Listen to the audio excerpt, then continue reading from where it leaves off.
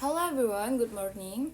Let me introduce myself. My name is Fitri Wijayanti. I'm a management class B with NPM 244111043.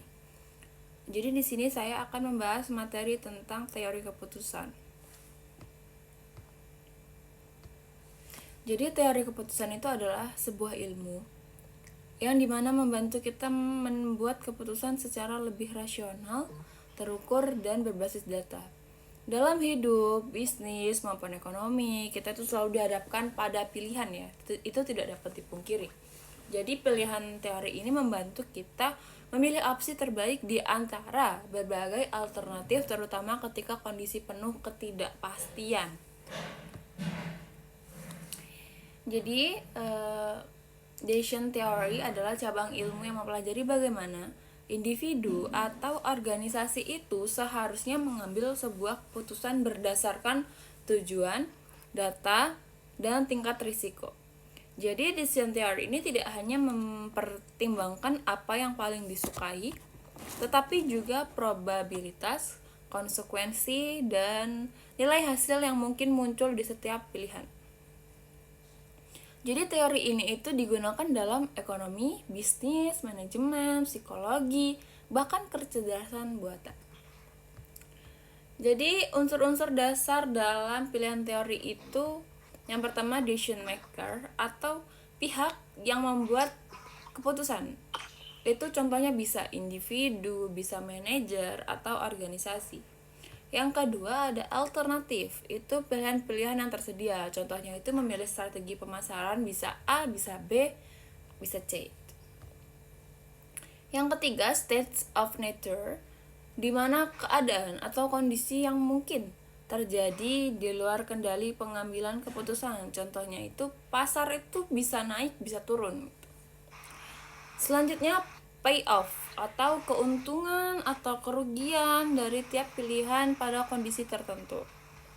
Yang kelima probabilitas, yaitu peluang terjadinya suatu kondisi pasar, risiko, atau hasil lain. Selanjutnya materinya jenis-jenis keputusan dalam decision theory. Yang di sini ada 3 ya.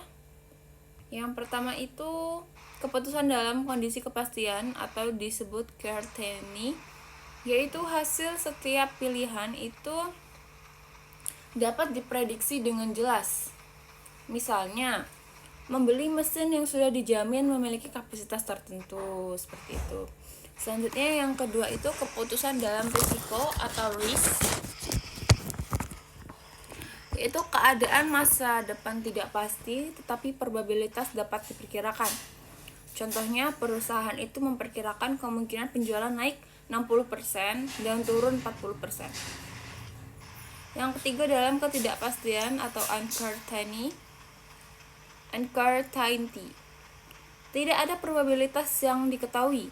Pengambilan keputusan biasanya memakai prinsip seperti maximax atau memilih hasil terbaik dari yang terbaik, maximin memilih hasil terbaik dari kondisi terburuk, dan minimize regret meminimalkan penyesalan. Biasanya ini diambil ketika kita dalam kondisi mendesak atau kepepet ya. Selanjutnya yaitu tools atau modal dalam decision.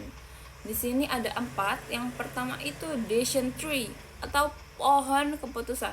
Kenapa disebut pohon keputusan? Karena diagram yang memetakan pilihan, probabilitas, dan hasilnya itu sangat berguna dalam menganalisis strategi bisnis atau investasi.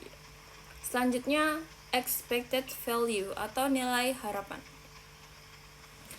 Menghitung rata-rata keputusan berdasarkan bobot probabilitas dipakai untuk memilih opsi dengan nilai hasil terbaik. Yang ketiga itu cost benefit analysis, yaitu membandingkan total biaya dan manfaat untuk menentukan pilihan yang efisien. Yang keempat itu utility theory atau teori utilitas, yaitu memperhitungkan tingkat kepuasan atau preferensi individu, bukan hanya sekedar angka keuntungan. Di sini kita bisa ambil contoh, misalnya sebuah perusahaan itu ingin meluncurkan produk baru. Nah, di situ ada 2 strategi, yaitu sebutlah strategi A, strategi B. Yang strategi A itu biaya tinggi tapi peluang berhasil besar. Selanjutnya strategi B itu biaya rendah tapi peluang berhasil itu lebih kecil. Nah, dengan Dyson teori ini, kita itu menghitung probabilitas keberhasilan, keuntungan, risiko, dan nilai harapan. Misalnya, pilihan diambil itu bukan berdasarkan intuisi semata, tapi perhitungan yang rasional. Nah, kita tinggal memilih yang mana yang mau kita ambil seperti itu. Jadi Dyson teori ini membantu kita mengubah keputusan dari sekadar feeling menjadi analisis yang terukur. Oke, terima kasih semuanya.